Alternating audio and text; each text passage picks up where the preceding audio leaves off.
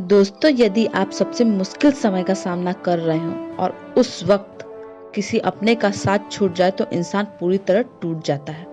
और बात अगर शादी की हो तो फिर तो जिंदगी बिखर सी जाती है।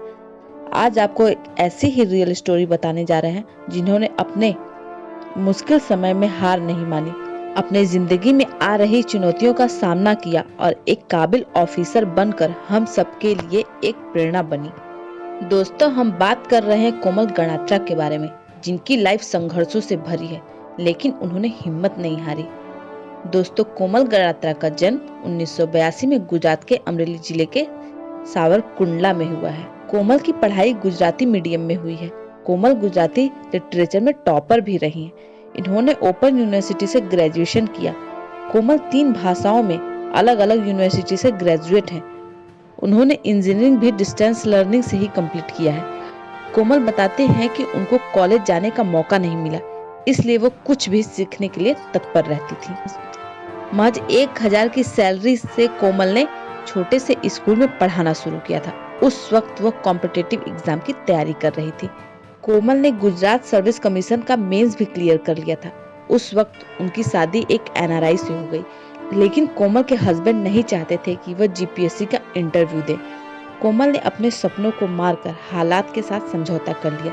वो इसलिए कि कोमल अपने हस्बैंड को बहुत प्यार करती थी और उनके लिए वो कुछ भी करने को तैयार थी। दोस्तों, लेकिन जिसे आप बहुत प्यार करें और वो आपको छोड़कर चला जाए तो आप पर क्या बीतेगी, स्पेशली वो जो आपका पति हो। ऐसा ही कुछ कोमल के साथ हुआ था। शादी के महज 15 दिन ही हुए थे कि कोमल के हस्बैंड न्यूजीलैंड चले गए। फिर कोमल के हस्बैंड ने दोबारा कभी भी कोमल से बात नहीं की। शुरुआत में कोमल ने सोचा कि हालात से समझौता करने के बजाय मैं उनके पीछे जाऊंगी और उनको वापस लेकर आऊंगी। कोमल के लिए ये बहुत बड़ा झटका था। उनकी जिंदगी में ऐसा होगा उन्होंने कभी नहीं सोचा था। उस समय वो ऐसे दौर से, ऐसी तकलीफ से गुजर रही थी जिसको समझा पाना बहुत मुश्किल था। कोई शब्द नहीं थे उनके पास। इसी प्रयास में कोमल ने न्यूजीलैंड के संसद को एक पत्र लिखा कि ऐसा क्यों है कि आपका पति किसी दूसरे देश में हो और आप उसके पास जा नहीं सकते। न्यूजीलैंड के प्राइम मिनिस्टर ने उन्हें जवाब दिया। कोमल ने अथक प्रयास किए, लेकिन कोमल का कहना था, क्या किसी को जबरदस्ती वापस लाया जा सकता है? क्योंकि कोमल के हस्बैंड वापस आना ही नहीं चाहते थे। इस बात ने कोमल को तोड़ कर रख दिया। फिर उन्होंने सोचा और अपने मन में ठाना। कोमल का कहना है कि क्या किसी इंसान के पीछे भागना जिंदगी का मकसद हो सकता है? उनके अंदर से एक आवाज आई, नहीं, कभी नहीं। दोस्तों, हर इंसान एक स्पेशल गोल के लिए बना होता है और उसे अपने क्षमता को जानना और पहचानना होता है। किसी इंसान के पीछे भागना आपका लक्ष्य नहीं हो सकता। उस वक्त कोमल को यह समझ में आ गया था कि शादी इंसान को परिपूर्ण नहीं बनाती और एक स्त्री की आइडेंटिटी सिर्फ उसका पति नहीं हो सकता, बल्कि वह खुद अपनी आइडेंटिटी बनाएगी। दोस्तों, समाज में बहुत सी मान्यताएं होती हैं। हमसे ही समाज बना होता है और हमें उसे फॉलो करना चाहिए, लेकिन कोई भी सामाजिक मान्यता आपके अस्तित्व के ऊपर नहीं होनी चाहिए। सबसे पहले आपका अपना अस्तित्व होना चाहिए, उसके बाद और कुछ। दोस्तों, कोमल का मानना है कि जो होता है अच्छे के लिए होता है, लेकिन उनकी लाइफ में जो हुआ उसे देख यही लग रहा था इसमें क्या अच्छाई है। कोमल के घर में भी टेंशन का माहौल था। उनके माता पिता, समाज और रिश्तेदारों को क्या जवाब देंगे, लोगों के ताने, ये सब से परेशान कोमल एकदम बिखर सी गई थी। कोमल को लोगों ने सलाह दी, डिवोर्स ले लो, दूसरी शादी कर लो, तमाम तरह की बातें। लेकिन इस बार कोमल ने ठान लिया कि नहीं, मुझे अब शादी के बारे में सोचना ही नहीं है। मुझे बस अपना करियर बनाना है, उसके बाद ही मेरी जिंदगी में कुछ होगा। दोस्तों, कोमल ने यूपीएससी की तैयारी करने का फैसला कर दिया।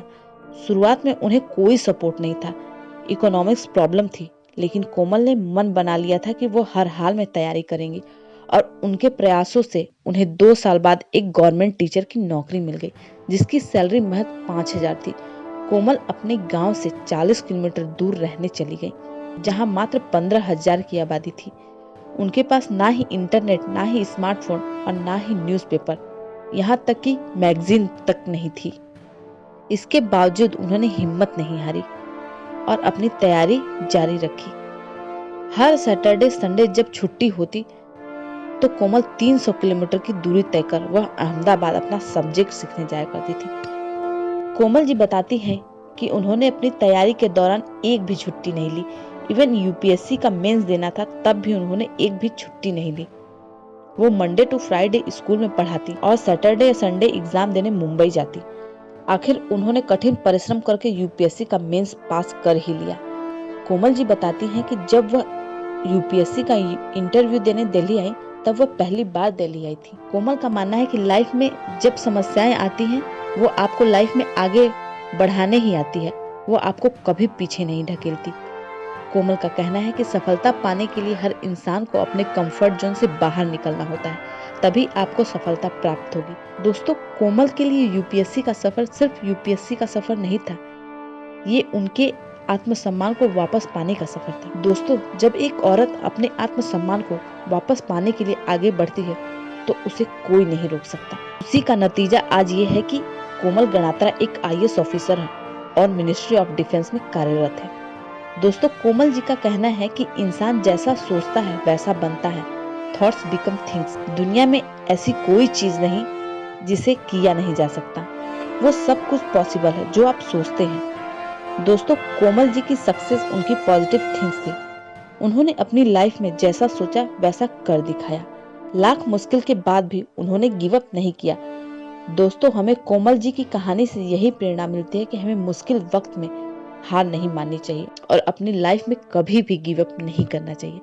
दोस्तों, आपको ये वीडियो अच्छी लगी हो तो लाइक और कमेंट करना ना भूलें और ऐसी ही मोटिवेशनल वीडियो देखने के लिए हमारे चैनल को सब्सक्राइब करना ना भूलें।